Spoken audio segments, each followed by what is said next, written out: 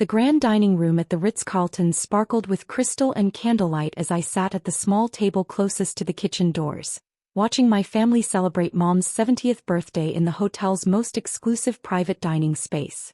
50 relatives had gathered for what everyone considered the event of the year, marking 7 decades of Eleanor Williams's remarkable life. I wore a simple black dress, quietly observing while conversations about medical practices and investment portfolios filled the opulent room. "Sarah, you're sitting so far from the family," my Aunt Patricia called out from the head table, gesturing with her champagne flute toward where the successful relatives were seated. "Come join us at the main table where you belong." I remained in my assigned seat near the service entrance, cutting my dinner methodically. The table placement spoke volumes about my family's perception of my status within our hierarchy. "I'm fine here, Aunt Patricia. Good view of everything from this spot." My brother David, a successful neurosurgeon, adjusted his Armani tie while addressing the gathering. At 35, he commanded respect in every room he entered, his surgical innovations saving lives and earning international recognition. "Sarah's comfortable where she is. Budget seating fits you, doesn't it, sis?" The comment drew chuckles from my sister Jennifer, a prominent investment banker, and my cousin Michael, who'd recently made partner at his law firm. They'd all embraced the Williams family tradition of professional excellence, while I'd apparently chosen a different path entirely. "Some people prefer staying in the background," my Uncle Robert observed, sampling the premium wine that cost more per bottle than most people's weekly salary.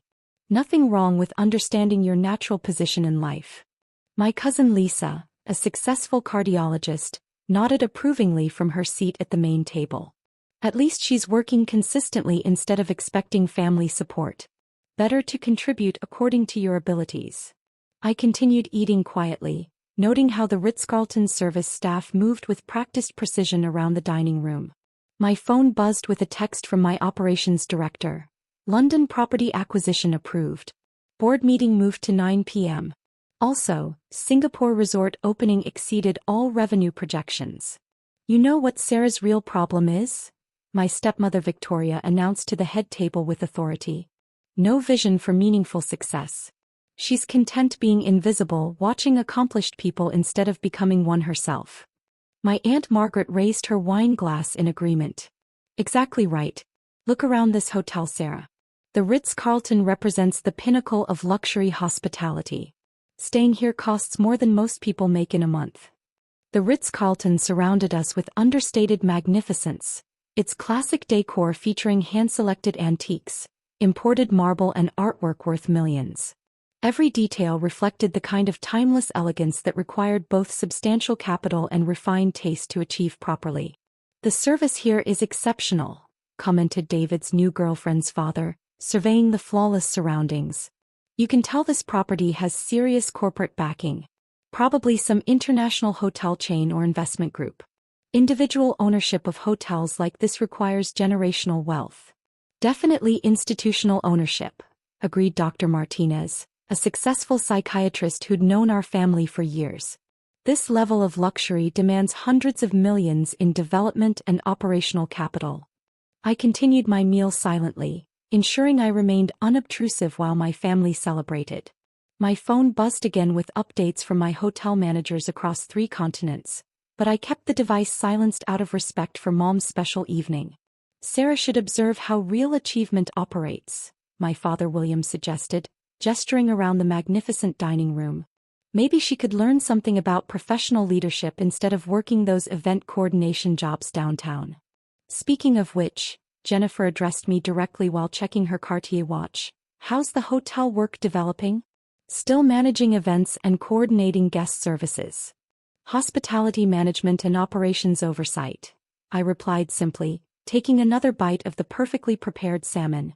"Same thing essentially," she dismissed with investment banker precision. "Service work with elevated terminology. At least you're maintaining steady employment, which shows work ethic." The conversation flowed around me as I remained in my corner position, invisible to my family despite sitting just 20 feet away. They discussed stock options, medical breakthroughs, legal strategies, the familiar soundtrack of their success-focused discussions while I observed from my assigned place by the kitchen. "You know what Sarah truly needs? Victoria announced with the confidence of someone who'd married into family wealth. A realistic assessment of what genuine achievement represents. She's living in denial about serving luxury versus creating it. Some people are natural hospitality workers, Robert nodded with certainty. Nothing wrong with accepting your role in the service economy. Hotels need dedicated employees at every level. My phone vibrated with an urgent message from my board of directors. Emergency session called for tonight. Tokyo acquisition needs immediate CEO approval. Also, Wall Street Journal deadline for expansion interview moved to this evening. I glanced at it briefly and returned my attention to the birthday celebration. The reality is, Margaret continued, Sarah could accomplish more if she properly applied her intelligence. She has Williams' family genetics. She simply lacks the ambition to leverage them for significant success. Significant success requires significant sacrifice, David added, swirling his aged wine thoughtfully. Medical school was grueling, but examine the results. Chief of neurosurgery, international recognition, access to venues like this. That's what happens when you refuse to accept mediocrity. William raised his crystal glass in a paternal toast. To Eleanor's 70th birthday, and to all of us who've worked diligently to earn our place at celebrations like this. May we never forget that true accomplishment comes to those who demand excellence from themselves. The family raised their glasses in unison, the crystals singing softly as they touched together. I observed from my corner table, noting how the chandelier light caught the premium wine, how the baccarat crystal reflected the warm glow of the dining room's sophisticated illumination. And Sarah, William added with fatherly concern, perhaps someday you'll understand what it means to aspire beyond your current limitations. The words hung in the hotel's refined atmosphere as I folded my napkin with careful precision. The skill came from years of luxury hospitality experience, though my family interpreted it as evidence of my modest aspirations. She probably thinks this is impressive, Victoria whispered audibly enough for me to hear. Being in a 5-star hotel around successful people. But there's a difference between experiencing excellence and achieving it.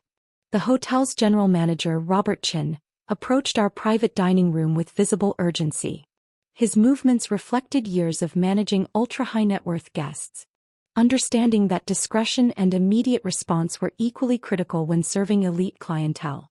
"Excuse me," Robert addressed the room politely, scanning the gathering with professional concern. "I'm looking for Ms. Williams. There's an urgent matter requiring the owner's immediate attention." The dining room fell silent as my family processed his words. David's confident smirk began to fade as he realized the general manager was looking directly at me. "Ms. Williams," Robert continued, approaching my corner table with respectful urgency, "we need your signature on the acquisition documents. The Shanghai property purchase requires immediate authorization to close before Asian markets open." I stood up slowly from my budget seating position, smoothing my simple black dress. "What's the total amount requiring approval, Robert?" "The $2.8 billion acquisition, ma'am. Also, your board of directors has assembled for the emergency session regarding the European expansion strategy." The revelation hit my family like perfectly timed thunder, illuminating everything they believed about success, achievement, and their own daughter's position in the business world. David's surgical precision seemed to abandon him as his mouth opened and closed without producing sound. $2.8 billion? Jennifer whispered, her investment banking experience finally recognizing the magnitude of what she was witnessing. Williams International Hotels operates 47 luxury properties across 6 continents, Robert confirmed professionally, with aggressive expansion plans for emerging markets. Ms. Williams has revolutionized the ultra-luxury hospitality experience while maintaining the personal attention that distinguishes each destination. Victoria's confident dismissal transformed into dawning horror as she grasped that she'd been condescending to one of the most successful hoteliers in the world. "I should mention," I said calmly to Robert, "that tonight's celebration is my mother's 70th birthday. We're demonstrating our commitment to creating extraordinary family experiences." "Of course, Ms. Williams. Happy birthday to Mrs. Williams. Shall I arrange for the birthday cake presentation in the presidential suite?" Patricia's champagne glass trembled in her hand as she processed that her niece owned the very hotel where they were celebrating, had been listening to their dismissive comments while managing a multi-billion-dollar empire. "Ma'am," Robert continued, "Forbes wants a statement about the Shanghai acquisition. This makes you the youngest woman to control a luxury hotel portfolio of this magnitude globally." My phone buzzed with notifications from my CFO, my legal team, my regional managers across multiple time zones. The hotel empire I'd built while my family assumed I was just coordinating events required constant strategic oversight and executive decision-making. "If you'll excuse me," I said to my stunned family, "I have a $2.8 billion acquisition that requires immediate CO approval. Robert will ensure Mom's birthday celebration continues perfectly." As I walked toward the hotel's executive elevator, I heard William whisper urgently to Victoria, "How long has she been building this empire? How did we seat the hotel owner by the kitchen?" The answer naturally was 9 years. 9 years during which they'd been too busy explaining my limitations to recognize my achievements, too confident in their assumptions to question their understanding of who actually controlled the luxury they were enjoying. Mom's birthday celebration would continue in the magnificent dining room, but the family dynamic had fundamentally shifted. The same crystal would catch the same light, the same service would continue flawlessly, and the same luxury would surround them as before. The only thing that had changed was their understanding of who owned it all.